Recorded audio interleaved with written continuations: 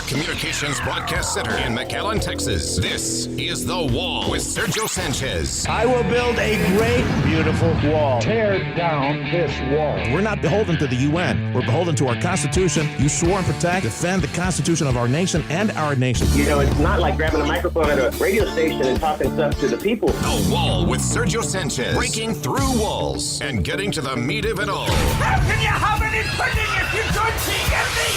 He's big. He's beautiful. The Wall with Sergio Sanchez starts now. Happy Friday. It's Friday. Woohoo! It's Friday. Time is 9:07. You're listening to The Wall. There we go. I'm Sergio Sanchez, producer extraordinaire Fred Cruz, and you. And literally thousands upon thousands of like-minded friends, news and information family, tune in to Talk Radio. If you'd like to join the conversation, 800-580-8255, 800-580-8255. The cavalry's not coming. the help ain't coming. I'm sorry to my Border Patrol family and friends. I'm so sorry to all our courageous and hard-working men and women in green uniforms and all the guys and gals in blue uniforms, the customs people. The cavalry is not coming. We live in a nation that cares more about guacamole than border security. And that's the truth. Mexico has 1 year to get its act together. Mr. President! You know how they write up something, one of the articles that says, Congressman Vicente Gente, with the gente south of the border, Gonzalez, claps back at President Trump when it comes to border issues and closing down the border. He claps back. Let me clap back to Mr. President. Mr. Trump, I thank God that, you know, there was a poll the other day that people were asked, you know, what time of history would you prefer to live in? I prefer to live right now. Thank you very much. I'm grateful that in this one life that I get to live, I'm here with you. You guys out there working for a living. You guys are truly working for a living, doing something, working for a living, earning your keep. I'm just kind of sitting here blabbing my mouth. I'm, you know, like Vicente Gente with la gente south of the border, like you said in the introduction. I'm not just some radio guy trying to talk about. You guys are working for a living. I'm so glad that in this one life I have to live, I'm sitting here on the microphone talking with you guys, and we're focusing on real issues, important issues, border security issues, porous border issues, illegal immigration, all that. Border Patrol and people on the front lines asking, begging Congress to do something about it. The president threatening to shut down the border. And then, you know, all week long we've been going, well, I wonder what that means. Does that mean that all traffic is going to stop and somebody goes to work at a maquila in the morning? They will be stuck in Reynosaville, maybe near where I grew up in Las Cumbres.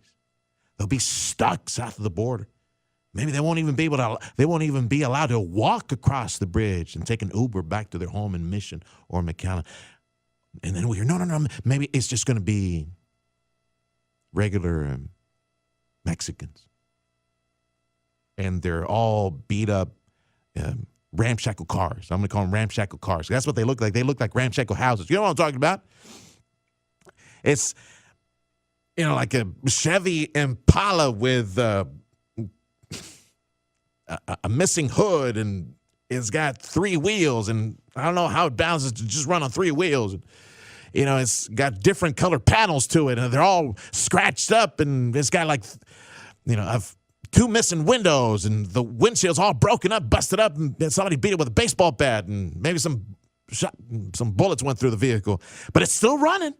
It's got Tamaulipas license plates. Maybe those cars are the ones going to stay over there, so we'll have no señoras, no muchachas, no providers, and just people coming over, buy milk and bread and go back to Mexico. Maybe those people will be. The cavalry is not coming, people. It's not happening anytime soon. Someone got to the president. It doesn't matter. It doesn't matter anymore. All this stuff we were talking about this week, the past couple of weeks, the major emphasis by Homeland Security or Border Patrol National Chief, the local Border Patrol chief, asking, begging, clamoring at the top of their lungs. Folks were They didn't say it. I am saying it. We're processing a car. We're processing a caravan every single night. 1,200 people last night. Previous night, 13. A few nights ago, 1,750. High water mark for this area alone. We're processing a caravan every single night. They're coming here. They know they can come here and stay. And they're begging our Border Patrol people. They're begging our congressmen to do something about it. Change the immigration laws. Immigration asylum laws are broken. They're gaming it. They know they can come here. We're only going to process them for a maximum of 72 hours. They will be released. They know about that. They know about Catholic charities. They know about all the benevolence work. They know they just need to swim the river and plant their feet on U.S. soil and give up. And they get a ticket to Disneyland. And we got Border Patrol people begging our congressmen to do their job because the ball is in their court. The president threatening to shut down the border because he's listening to all this craziness that's taking place. They're probably showing him the pictures that I couldn't take and none of the media could take at the processing centers because, again, they gave us a tour a few days back, and they don't allow any pictures or video with the president seeing all the pictures and video, all the craziness, all the majority by ratio, more men than women coming in, half the men coming in with little kids, giving a chance to stay. He's looking at all this craziness and looking at the reports of caravans coming this way, and the president says, I'm going to shut down the border. Gosh darn it. This is crazy. Central America is not helping. I'm cutting off aid. You know what the next headline will be here pretty soon? Aid to Central American countries will be restored, says the State Department. You watch. It's coming. I'm expecting that shoe to fall here any minute because, no, you can't be penalizing these Central American countries. They're suffering from crime. And it's all created by the U.S. and by extension by Donald Trump. You can't be cutting off. I'm expecting that to happen anytime soon. The cavalry is not coming. Mexico, from President Trump, Mexico gets a year to do nothing. I don't know who got to the president. I hope he changes his mind. My hope is that as this smoke signal has been floated high into the sky up in Washington, D.C. They see the smoke signal from Central America. They have heard our president said, Mexico, you got a year to help us. I'm not going to close down the U.S.-Mexico border. I'm not going to shut it down. You got a year to help us. A year? We can't afford another day of this, Mr. President. Chihuahua. Oh, you guys working at Border Patrol. Excuse me for saying it this way. What are you guys still doing there? I'm just wondering. Because, there's some days that it's infuriating. It's frustrating. I do my best to turn it off. I do my best not to engage in social media fights. I just do my best to try to narrowly focus my limited God-given attention span and energy. I just consuming as much information as I can, regurgitating it to you during this talk show from my point of view, just being a part of this blessed little team of this little radio station. But I got life to take care of as well. But at the end of the day, muscle menos, give or take, there's a sense of accomplishment sometimes. You finish, okay, that was a good program. We got some good information, and we spun it and threw it back out again. Okay, there's a sense that we did our job. Border Patrol? And now you guys at Customs? I know you're not feeling it. And now, despite you guys yelling at the top of your lungs, despite the tour given to the media this week, for them to come in and see the mess of things created by broken policy, correctly communicated to us, this is a crisis of policy. That's where it starts. It starts in Washington, despite everything that you have done to wrestle the attention, the cameras, the microphones, help America focus on the problem, on the emergency and the crisis that is real.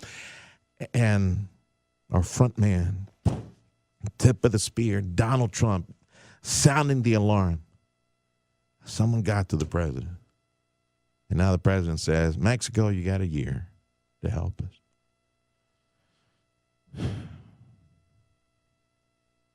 So you tell me, in 1 year, what do you think is going to happen in 1 year? Or is this a political move on the part of President Trump to punt this to April of 2020 in the middle of a heated primary season on the Democrat side where this debate can be rekindled? Perhaps the mess that is the broken asylum system in our country can be a bigger mess than it is right now, because we're busting at the britches at all the holding facilities for Border Patrol, at the newly created facilities during the Obama administration, thanks to the human tsunami during the Obama administration. All these places busting at the britches.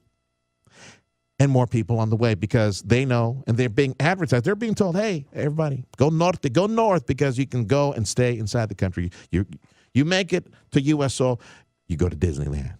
You get to stay in the United States of America. So is this just a strategery by the president? As messy, as unacceptable, as foul-looking, sounding, and smelling as it is, because the holding facilities, they reek with the stench of broken policy, the human, wasteful stench of broken policy. That's what it is. It's thousands of people in holding facilities that should only hold just a few. Maybe in 1 year, during the middle of the primary season for the Democrats, because Mexico's not going to help. I don't expect Mexico to help. In what? How many years since NAFTA? What was it, 91? We're slowly approaching 30 years of so-called free trade with NAFTA.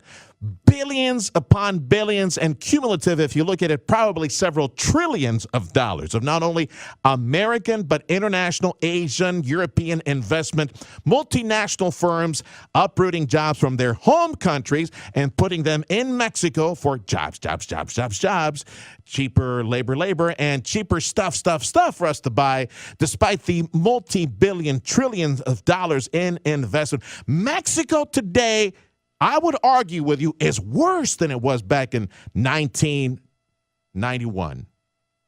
And the proof of it is the lawlessness that's taking place south of the border. The cartels who run everything south of the border. Friend, right before I came on the radio, yet another conversation, yes, another anecdotal example for you, but for us, it's real. Another conversation with one of my art communication fellow friends and family folk around here, one of our producers who lives in Reynosa. His address near the airport in Reynosa. Just the past several weeks, he was telling me he was counting. He had a handful of firefights, some of them middle of the night, to the point, and I do not exaggerate, I'm just telling you what my friend is telling me. It happens. Everybody hits the floor. Middle of the night, everybody hitting the floor, hoping not to get hit. And that's 3, 4, 5 times over the past several weeks. Airport Highway, Reynosa. I'd argue with you, Mexico is worse now than it was back in 1991, pre-NAFTA. What have they done with the international investment? What have they done with the reforms? Nothing. We're going on 30 years of free trade, and they suck now worse than they did back almost 30 years ago before free trade. So what do you think 1 year is going to, what difference will 1 year make? Mexico is not going to help us. Mexico, I do not expect them to secure their southern border with Central America. Man, we got that recent video of the Mexicans giving up. The Central Americans hordes grabbing the fencing, tearing down the fencing, going around and pushing the Mexican soldiers. Some of them wound up in the hospital. Were you guys paying attention to that a few months ago? When the illegal immigrants entered Mexico at their southern border, Mexican soldiers got hurt, all bloodied up as a result. Mexico is not going to help us. 1 year will make no hill of frijoles difference. What it will do, politically speaking, punt the issue 1 year from today. We could, well, actually, I don't have a Facebook recording. I'm going to get something right now. I'm not going to have a Facebook recording of this. Save the audio if you can, Fred, if you got an air check. Maybe we can use this as a time capsule and revisit this April 5th, 2020, if the Lord decides to keep me here another year.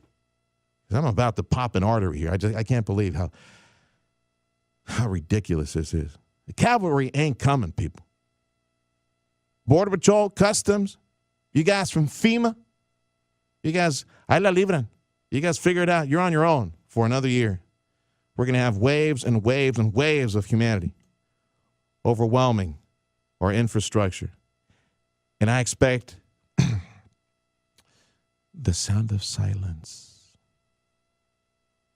to continue from local leadership, mayors, county judges, and congressmen who just will talk a good game but will not fight their leadership and demand changes in the law to disincentivize Central Americans from abusing us. Time is 9:23. You're listening to The Wall. I'm Sergio Sanchez. Talk line 800-580-8255. 800-580-TALK.